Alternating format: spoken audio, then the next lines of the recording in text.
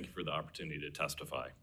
Crowley is a privately held, U.S.-owned maritime logistics and energy company founded in 1892 and headquartered in Jacksonville, Florida. For more than 130 years, Crowley has served commercial and government customers in some of the most difficult environments in the world. Today, our business includes logistics, vessel operations, fuel transportation and distribution, ship assist and escort services, vessel construction management, and government services. We are also deeply committed to Alaska, where Crowley has operated for more than 70 years. Crowley employs hundreds of Alaskans and supports communities across the state by purchasing, transporting, storing, and distributing the fuels needed to heat homes, operate schools and businesses, fly aircraft, and power the vessels that support Alaska's fishing economy. In Western Alaska, Crowley operates coastal and river barges serving remote communities where maritime transportation is not just a convenience, it is the supply chain. Crowley's work in Alaska demonstrates why this hearing matters. The blue economy is not an abstract policy concept.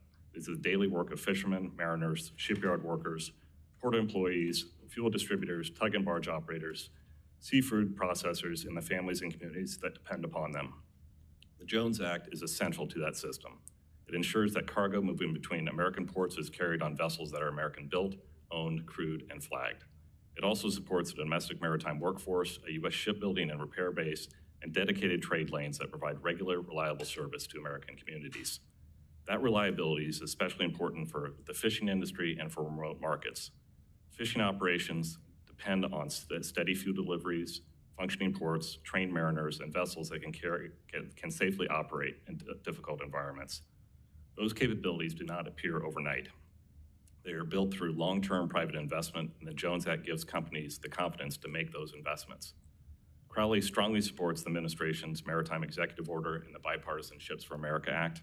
Both recognize that the United States must rebuild its maritime industrial base, expand U.S. flag shipping, grow the pool of American mariners, strengthen domestic shipbuilding, and ensure that our nation has the commercial maritime capacity needed for economic security and national defense.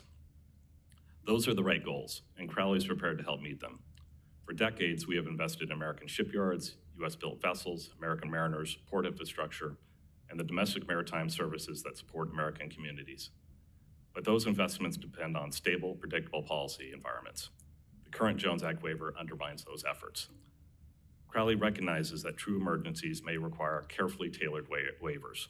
Congress has provided a process for that purpose, and the maritime industry has understood that national defense and emergency response come first.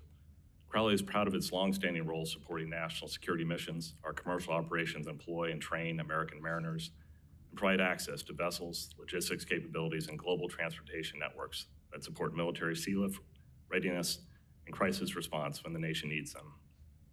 Or broad or recurring waivers that are not tied to a specific vessel need, a specific cargo need, or the actual non-availability of U.S. vessels creates a very different problem. Such waivers send the wrong message at the wrong time. At the very moment the administration and Congress are calling for more U.S. flag vessels, more American mariners, more shipyard capacity, and more private investment, the waiver invites foreign flag vessels into domestic trades and weakens the market certainty needed to build that capacity. The current waiver has also not solved the underlying energy problem. It does not create new supply or make global tanker markets less volatile. Instead, it shifts cargo away from American vessels and American crews, while weakening the long-term business case for the domestic maritime capacity we will need in the next crisis. Crowley stands ready to work with this committee, the administration, and our partners across the country to strengthen America's maritime economy, support our fishing and coastal communities, and ensure the United States remains a maritime nation.